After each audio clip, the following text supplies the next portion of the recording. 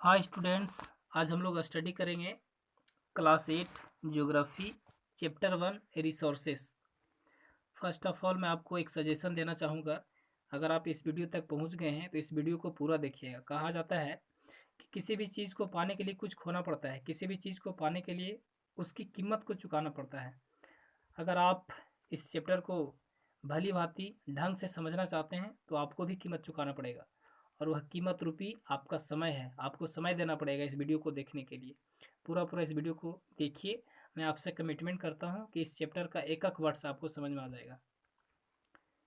तो आइए हम लोग स्टार्ट करते हैं। First of all I would like define the name of this chapter, resources. ये रिसोर्स क्या है? रिसोर्स दैट मीन्स स्रोत। स्रोत क्या है? आइए हम लोग अकॉर्डिंग टू बुक जानेंगे what is resource.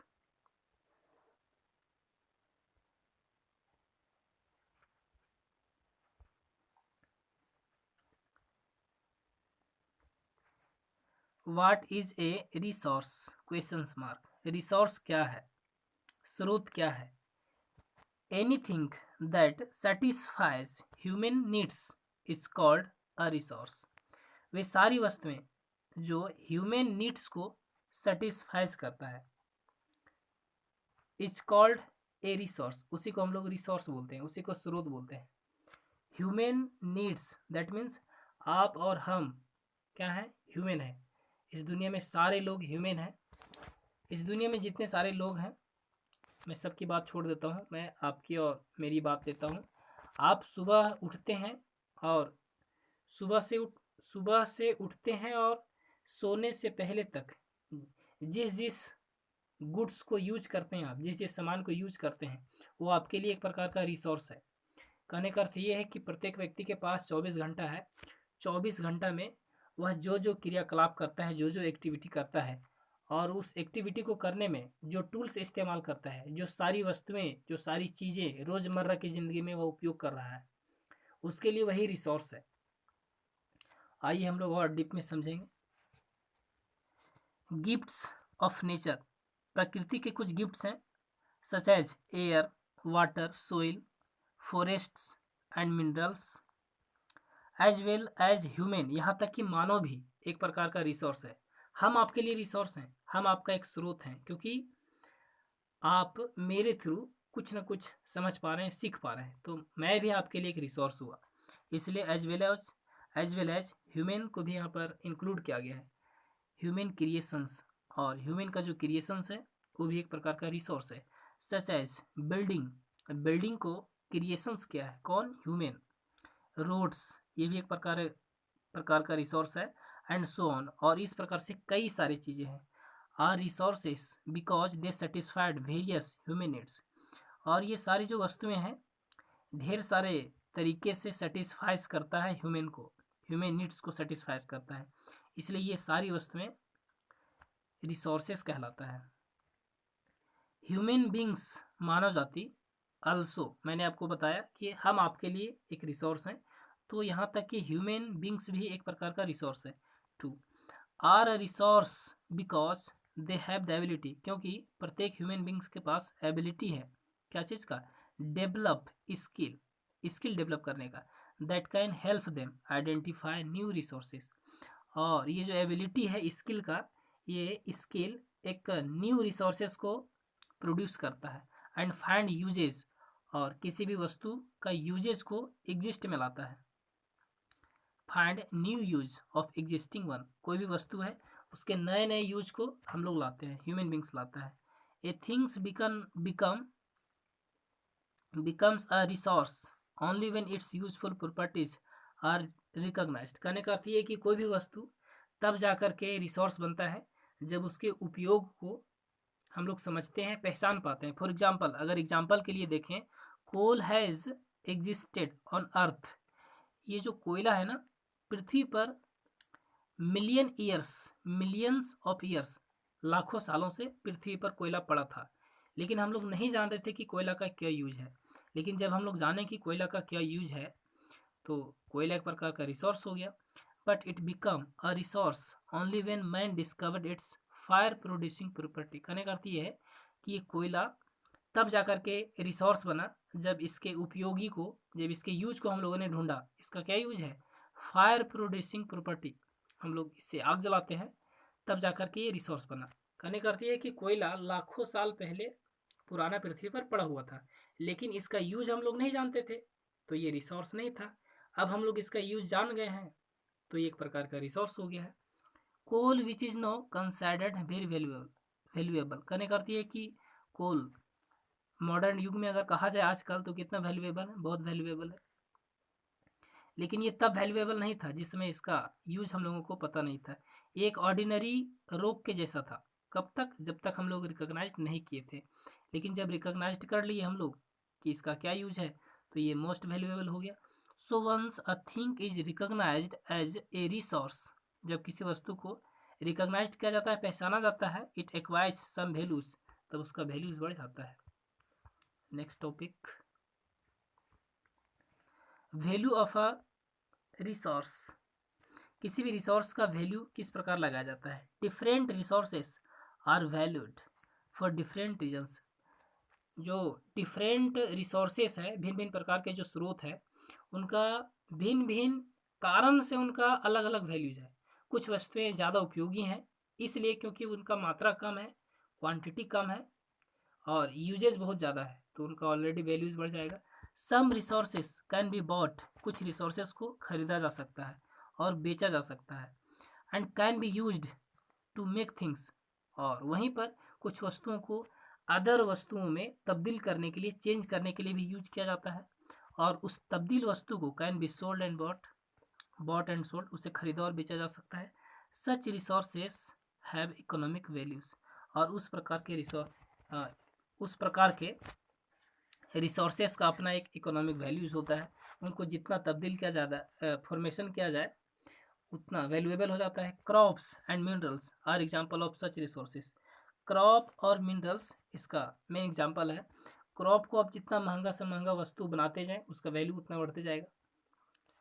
Example of such resources, the need for pleaser is also a human needs. The need for pleaser is also a human needs, कहने का अर्थ ये है कि जो मानव जाति को सुकून देना वही रिसोर्स है, वही ह्यूमन नीड्स कहलाता है। So things that give us pleasure are also resource, जो हमें प्लीजर सुकून प्राप्त करता है वो हमारे लिए नीड्स है, वो ह्यूमन नीड्स है, और वो जो उसको फुलफिल करता है वो एक प्रकार का रिसोर्स है।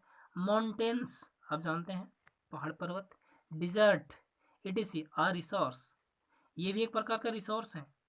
Are resources because we enjoy their beauty. अब आप कहेंगे कि सर माउंटेन और डिजर्ट किस प्रकार हमारा रिसोर्स हुआ, किस प्रकार हमारे काम आते हैं।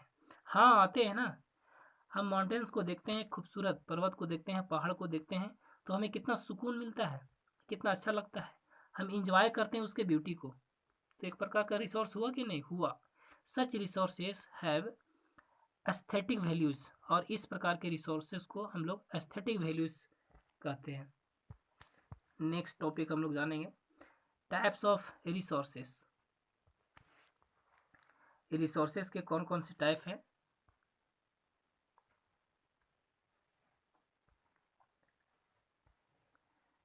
तो मैं इसको बढ़िया से फिट कर लेता हूँ।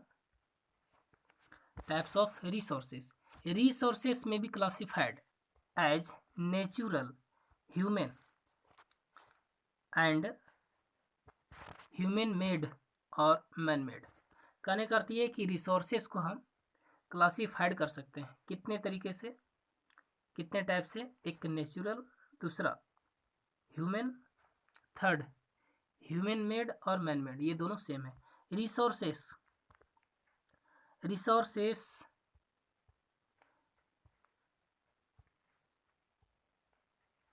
like all water, sunlight, minerals, forests and wildlife are provided to us by nature।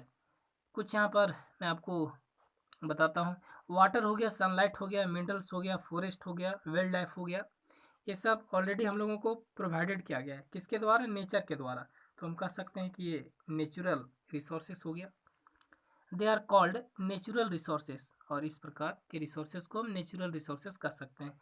Human beings and their qualities and abilities, human beings मानव जाति का जो इनका गुण है, जो इनका योग्यता है, are called human resources.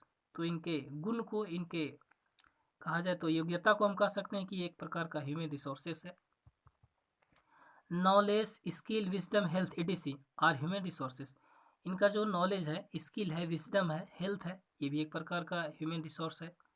Improving there qualities, ये अपने गुण को बढ़ाते रहते हैं, is called human resource development.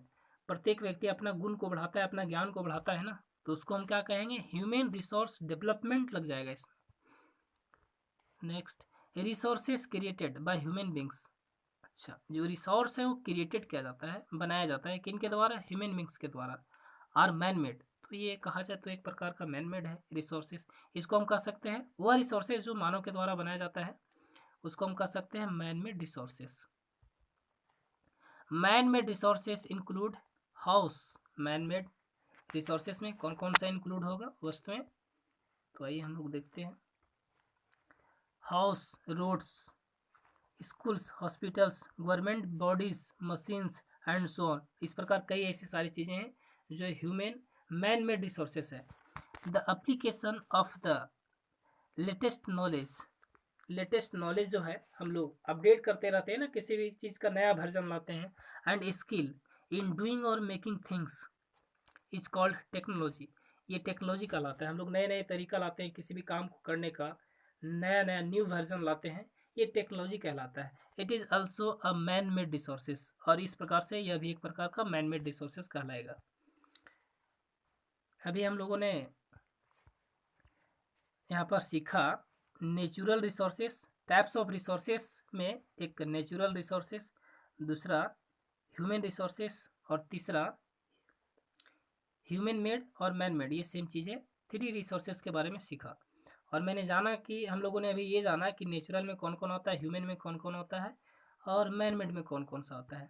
अब हम लोग जानेंगे कि नेचुरल रिसोर्सेज को क्लासिफाइड किया गया है किस प्रकार। Classification of natural resources. Natural resources can be classified, natural resources को क्लासिफाइड किया जाता है, किया जा सकता है on the basis of their nature, इनके नेचर के आधार पर। फर्स्ट, सेकेंड स्टॉक के आधार पर, थर्ड डिस्ट्रीब्यूशन के आधार पर, fourth level of development and use, इनके डेवलपमेंट और यूज के लेवल पर इसे क्लासिफाइड किया जाता है। 1 2 3 4। अब नेचुरल रिसोर्सेज को भी 4 तरीके से क्लासिफाइड किया गया है। आइए प्रत्येक को हम लोग देखते हैं। On the basis of their nature, अगर हम नेचुरल रिसोर्सेज के नेचर बेसिस अगर देखें क्लासिफिकेशन, तो नेचुरल रिसोर्सेज में भी बायोटिक और अबायोटिक, ये 2 टाइप में डिवाइडेड है। कौन सा, नेचुरल रिसोर्सेज नेचर के आधार पर बायोटिक और अबायोटिक में डिवाइडेड है। अब क्या है ये दोनों, आइए जानते हैं, एक करिए definition. The biotic resources are living things, जो बायोटिक रिसोर्सेज है वो जीवित वस्तुएं हैं। सच एज यूजफुल प्लांट्स, कुछ उपयोगी प्लांट्स हैं, एनिमल्स हैं, ये हमारा बायोटिक रिसोर्सेज के अंतर्गत आएगा। The abiotic resources are non living things, और जो अबायोटिक रिसोर्सेज है ना वो नॉन लिविंग थिंग्स, निर्जीव वस्तु में आते हैं। Such as water, air, solar energy, soil and metals, ये सारी वस्तुएं हमारा अबायोटिक में आता है। हम लोगों ने अभी जाना कि नेचुरल रिसोर्सेज को नेचर के आधार पर 2 भागों में रखा गया है। आइए अब हम लोग जानेंगे स्टॉक के बारे में भी। नेचर के बाद स्टॉक दिया है, ये देखिए। अब स्टॉक के आधार पर हम लोग जानेंगे कि नेचुरल रिसोर्सेज को कितने टाइप्स में क्लासिफिकेशन किया गया है।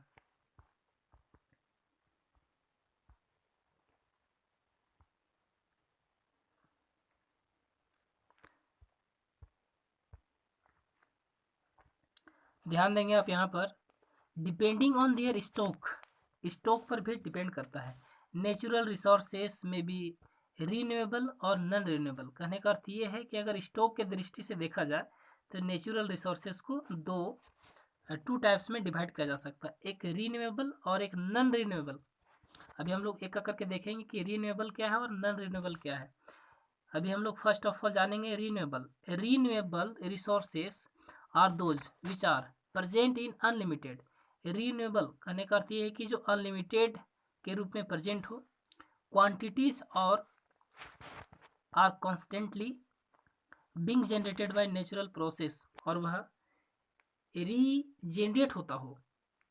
कौन सा प्रोसेस से? तो नेचुरल प्रोसेस से रीजेनरेट होता हो, और कैन बी जनरेटेड बाय अस, और कुछ कुछ तो लोगों के द्वारा भी जनरेट किया जाता हो। तो इस प्रकार के सोर्सेस को हम कह सकते हैं कि रीन्यूएबल नेचुरल रिसोर्सेस होता है।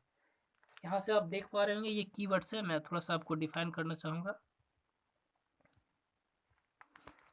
यहाँ पर आप देख पा रहे हैं RE, न्यू मतलब नया, एबल मतलब योग्य, द्वारा वह नया बन सके, और इसमें नन लगा दिया है, द्वारा ना बन सके।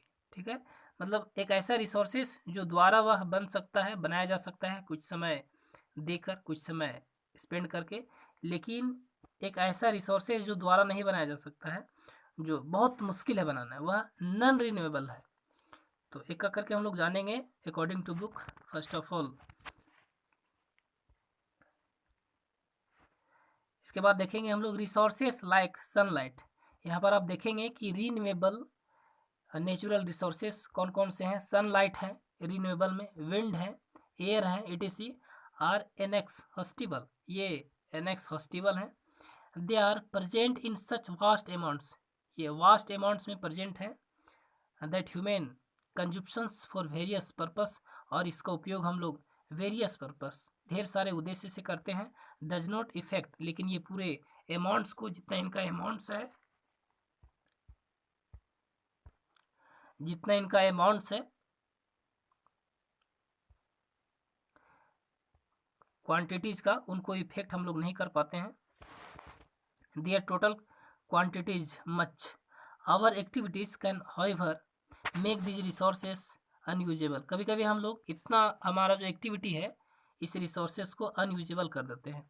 फॉर एग्जांपल में अगर देखें, इफ़ एयर बिकम पॉल्यूटेड, अगर जो वायु है वह अगर प्रदूषित हो जाए, दूषित हो जाए, we can not breath it, हम उसे सांस नहीं ले पाएंगे। Even if it is abundant, या तो वह प्रचुर मात्रा में भी हो, फिर भी हम लोग वह लेने लायक नहीं रह जाता है। लेकिन हम लोग पॉल्यूटेड करते हैं, लेकिन ढेर सारा वास्ट अमाउंट्स है ऑफ एयर का, इसीलिए हम लोग सांस लेते रहते हैं। इस प्रकार से हम उसे कभी भी कंप्लीटली इफेक्ट नहीं कर पाते हैं।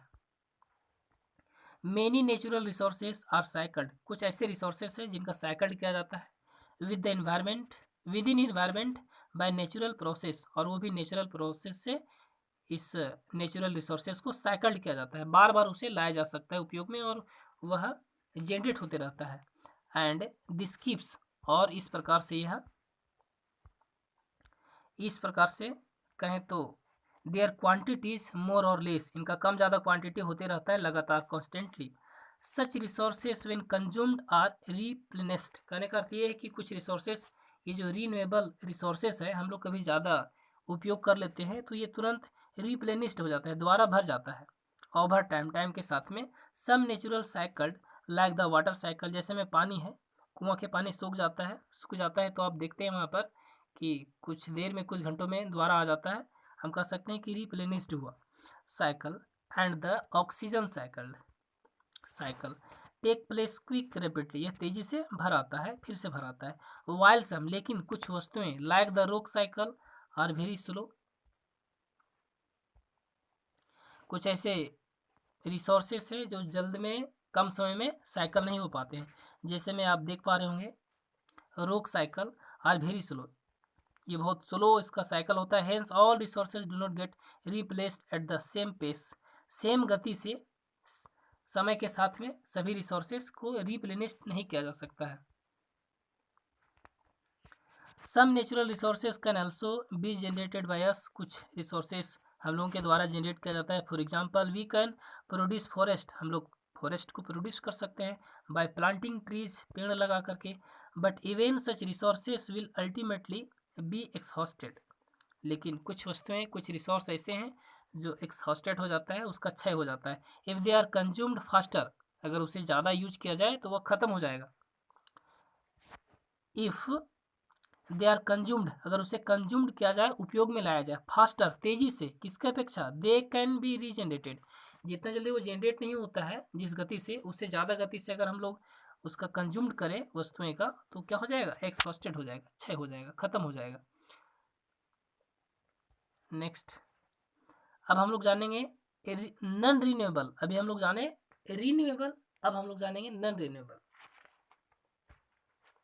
रिन्यूएबल में क्या हुआ था कि वस्तुएं को वापस लाया जा सकता है, उसको रीजनरेट किया जा सकता है आसानी से, लेकिन नॉन रिन्यूएबल में आसानी से उसे जनरेट नहीं किया जा सकता है।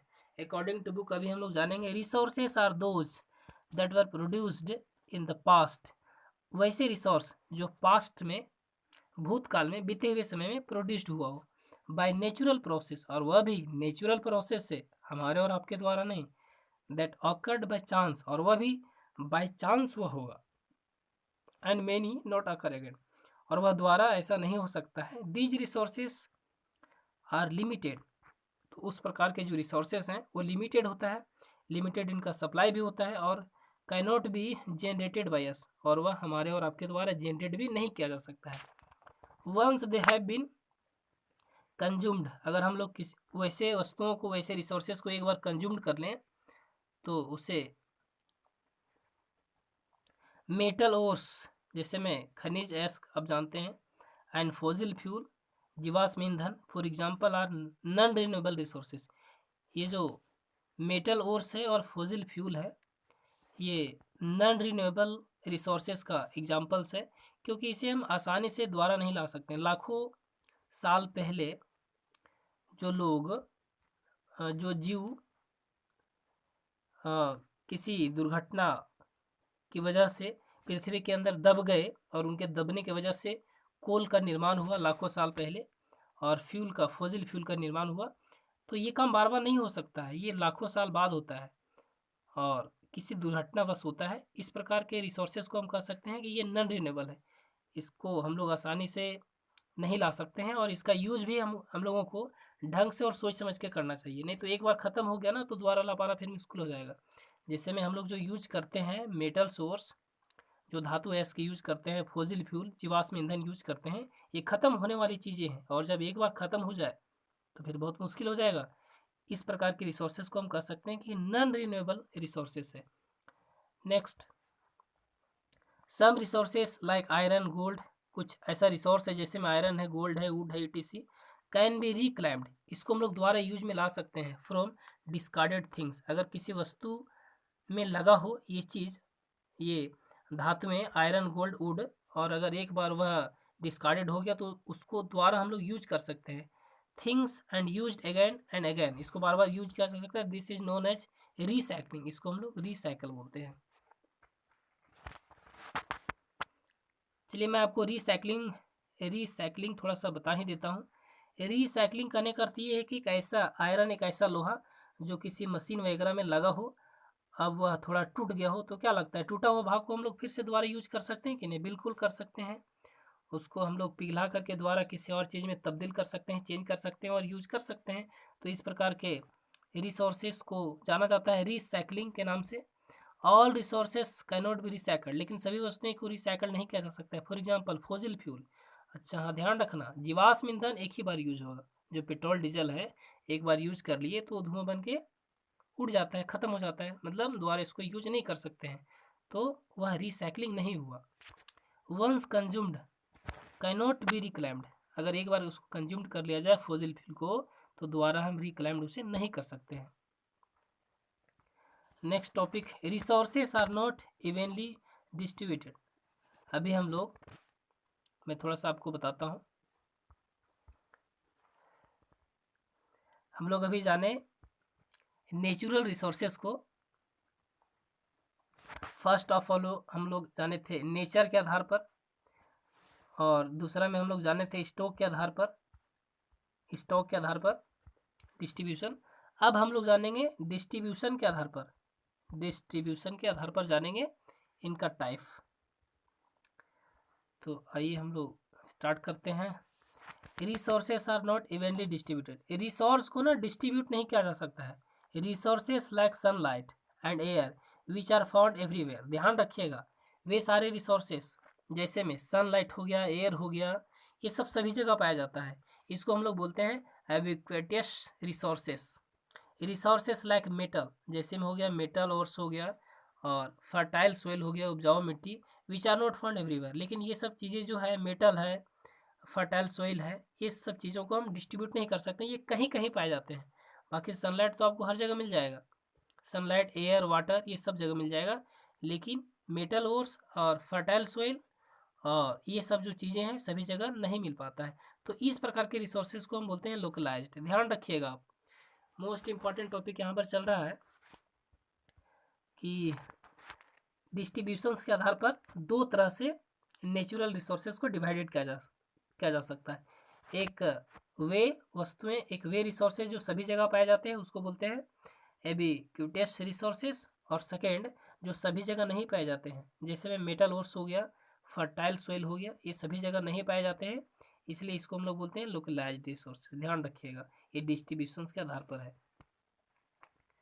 नेक्स्ट टॉपिक हम लोग बात करेंगे, समझेंगे अभी, based on their level of development. ध्यान रखिएगा, लास्ट बचा है हमारा डिस्ट्रीब्यूशंस के बाद नेचुरल रिसोर्सेज को level of development and use के आधार पर इसे क्लासिफाइड किया गया है।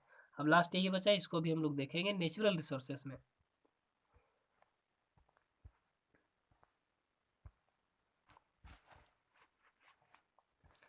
रिसोर्सेज में भी एक्चुअल और potential, that means level of development and use के तौर से अगर देखा जाए तो नेचुरल रिसोर्सेज को दो तरीके से, दो टाइप में डिस्ट्रीब्यूशन किया जा सकता है, क्लासिफिकेशन किया जा सकता है।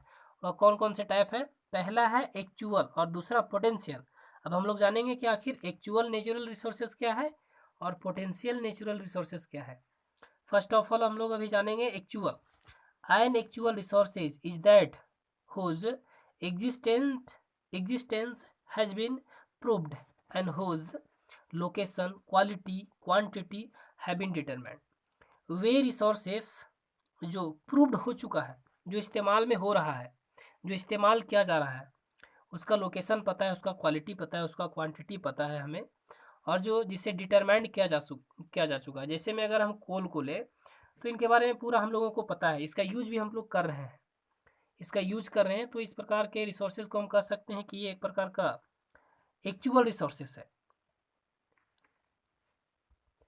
अब हम लोग जानेंगे आगे, इसे डिटरमाइंड किया जा चुका है कोल को। All resources that are currently in use, वे सारे रिसोर्सेज जो करेंटली यूज में है, आर एक्चुअल रिसोर्सेस, वही एक्चुअल रिसोर्सेस है। All available resources may not be suitable for utilisation with the available technology. कुछ ऐसे रिसोर्सेस हैं जो अभी हम लोगों के पास जितना टेक्नोलॉजी है, उस टेक्नोलॉजी के थ्रू से उस रिसोर्सेस को प्रॉपर तरीके से यूज नहीं कर पा रहे हैं। Such resources and that resources that have not yet been identified, और वैसा रिसोर्स जिसको हम लोग पूरी तरह से भी पहचान नहीं पाए हैं, और उस प्रकार के रिसोर्सेज को हम लोग कह सकते हैं कि वह पोटेंशियल रिसोर्सेज है।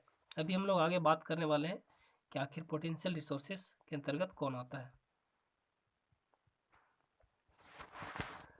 For potential resources until we learned to generate power, for example the force of flowing water, जो वाटर फ्लोइंग होता है ना, उसका जो फोर्स होता है, उसका जो बल होता है, और विंड का वर पोटेंशियल रिसोर्सेस। एक प्रकार से अगर कहा जाए तो जो पानी का बहाव का जो बल होता है और हवा के बहाव का जो बल होता है, वो एक प्रकार का भी पोटेंशियल रिसोर्सेस था, है नहीं, ये एक प्रकार का पोटेंशियल रिसोर्सेस था। Until we learn to generate power from them, जब तक हम लोग नहीं सीखे कि इसको किस प्रकार से, इसके बल से हम लोग जनरेट कर सकते हैं पावर को, तब तक ये क्या था? पोटेंशियल था। लेकिन अब हम लोग जान चुके हैं कि पानी के बहाव के शक्ति को, और ये जो पवन शक्ति है, पवन चक्र है, इससे क्या होता है, पावर जनरेट कर सकते हैं हम लोग। तो जब तक नहीं जान रहे थे, थोड़ा जान रहे थे, थोड़ा ज्ञान था, तब तक ये क्या था? हमारा पोटेंशियल था। अब जान गए तो ये एक्चुअल हो गया है। From them no they are actual resources, और ये सभी अभी एक्चुअल हो चुका है। A reserve is that part of an actual resources, और इस प्रकार से जो रिजर्व में है, संरक्षण में रखे हुए, ये एक्चुअल रिसोर्सेज है, which can be utilized at a sufficiently low cost, इसका भी भरपूर उपयोग हम लोग अभी नहीं कर पा रहे हैं with available technology, but is kept for future use. इसका भी कुछ भाग, कुछ हिस्से को हम लोगों ने टेक्नोलॉजी की वजह से पूरा यूज नहीं कर पा रहे हैं, कुछ इसके हिस्से को, कुछ इसके पार्ट्स को हम लोग फ्यूचर यूज के लिए रखे हुए हैं, जो पोटेंशियल रिसोर्सेज के अंतर्गत आता है। अब हम लोग जानेंगे सस्टेनेबल डेवलपमेंट, दैट मीन्स सतत विकास, डेवलपमेंट, रिसोर्सेज का सस्टेनेबल डेवलपमेंट होना चाहिए। जितने सारे रिसोर्सेज हैं हमारे पास, उनका एक सतत यूज होना चाहिए, सस्टेनेबल होना चाहिए, ताकि हमारे आने वाले जनरेशन्स को मिले। आइए हम लोग अकॉर्डिंग टू बुक जानेंगे। यू ऑलरेडी नो, आप ऑलरेडी जानते हैं दैट कि non renewable resources get exhausted. कहने का अर्थ ये है कि जो नॉन रिन्यूएबल रिसोर्सेस है वो आने वाले समय में क्षय हो जाएगा, एक्सहॉस्टेड हो जाएगा, एज दे आर कंज्यूम्ड, जिस हिसाब से उसे कंज्यूम्ड किया जा रहा है। Even renewable resources when consumed, जब रीन्यूएबल रिसोर्सेस को कंज्यूम्ड किया जाता है, take some time to get replaced, तो कुछ समय लेता है। रीन्यूएबल रिसोर्सेज को अगर यूज करते हैं तो कुछ समय के अनुसार ये फिर से आ जाता है हम लोगों के पास। सम लाइक क्रॉप्स, जैसे में फसल अगर हम लोग इस वर्ष का ख़त्म कर दिए तो अगले वर्ष फिर आने वाला है, और रिप्लेस्ड क्विकली, जल्दबाजी में आ जाता है।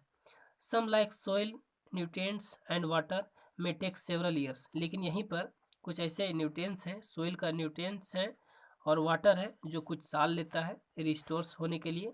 वाइल सम लाइक फॉरेस्ट में टेक मेनी ईयर्स, जिस प्रकार फॉरेस्ट को भी अगर हम लोग वापस लाना चाहे तो कुछ साल का समय लेता है। रिसोर्सेस में also become unfit for use, तो रिसोर्सेस में ऑल्सो बिकम अनफिट, तो इस प्रकार का जो रिसोर्सेस है वो अनफिट हो सकता है हमारे लिए यूज के हिसाब से।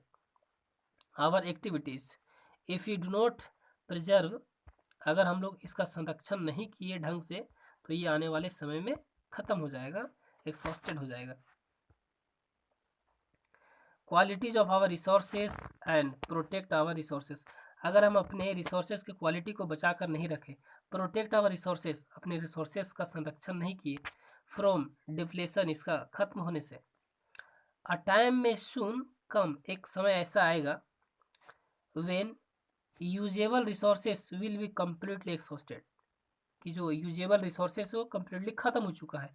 फॉर कंटिन्यूस इकोनॉमिक डेवलपमेंट, हमेशा के लिए, we must ensure that future availability of resources, हम लोगों को इंश्योर ये करना चाहिए कि future availability of resources, for this we must conserve our resources, हम लोगों को रिसोर्सेज को अच्छे तरीके से इन सर्टेन वे में यूज करना चाहिए, ना कि उसे बर्बाद करना चाहिए, उसका कंजर्वेशंस करना बहुत ज़रूरी है, तब हमारी पीढ़ी को मिल पाएगा। Conserving resources means protecting them from getting polluted, उसे बर्बाद करने से, उसे पॉल्यूटेड होने से बचाना है, और depleted to that they can be used in future, बचा के रखना है ताकि फ्यूचर में यूज हो सके, can be used in future. Conservation helps us, ये जो कंजर्वेशन है ना, संरक्षण है ना रिसोर्सेज का, ये हमें हेल्प्स करता है, मदद करता है, किस चीज़ में, यूज आवर रिसोर्सेज, हमारे रिसोर्सेज को सही तरीके से यूज करने में, in such a way that present needs can be met without destroying, जो हमारा प्रेजेंट नीड है, फिलहाल का जो ज़रूरत है वो हम लोग पूरा कर सकते हैं बिना किसी रिसोर्सेज को बर्बाद किए हुए। आजकल के लोग क्या है कि नहाते हैं पानी से, एक बाल्टी से, और एक्स्ट्रा एक बाल्टी खर्च कर देते हैं, डिस्ट्रॉइंग कर देते हैं, बर्बाद कर रहे हैं, जबकि काम उनका कम ही पानी से काम हो जा रहा था, लेकिन एक्स्ट्रा पानी खर्च किए। तो इस तरह से हम लोगों को बचाना चाहिए, और ये जो कंजर्वेशन है हमें हेल्प्स करता है डिस्टोरिंग। तो हम लोगों को कम्प्लीटली ये समझ में आया कि जो रिसोर्सेस है हम लोगों को जितना ज़रूरत है उतना ही इस्तेमाल करें, बाकी कंजर्वेशन करें, संरक्षण करें, किसके लिए, जनरेशन्स के लिए, to meet their needs, this is known as sustainable development, और इस प्रकार से हम इसे सस्टेनेबल डेवलपमेंट्स कह सकते हैं। Sustainable development involves among other things, sustainable development जो है इन्वॉल्व्स है एमॉन्ग अदर थिंग्स, इन सारे वस्तुओं से इन्वॉल्व्स है, क्या क्या है देखते हैं। Preventing wastage and excess consumptions, हमको रोकना है वेस्टेज को, रिसोर्सेज को वेस्टेज नहीं करना है, और एक्सेस जो कंजप्शंस हो रहा है उसको भी रोकना है। प्रिवेंटिंग पॉल्यूशन, हमको दूषित करने से रोकना है, and preserving the biological diversity on earth. हमको संरक्षण देना है किनको, जो हमारी पृथ्वी पर बायोलॉजिकल डाइवर्सिटी है उसको बचा के रखना है। रिसाइकलिंग रीयूजेबल रिसोर्सेस, और जो रीयूजेबल है उसको रिसाइकलिंग करना है। Using more abundant alternatives instead of scarce resources, हम लोगों को कम यूज करना है, मोर अबंडेंट अल्टरनेटिव्स करना है, जिससे हम लोग अल्टरनेटिव्स कर सके, कम वस्तुएं में काम चला सके, इंस्टेड ऑफ स्कार्स रिसोर्सेस, ज़्यादा यूज करने में। तो ये चैप्टर यहीं समाप्त होता है। Thank you.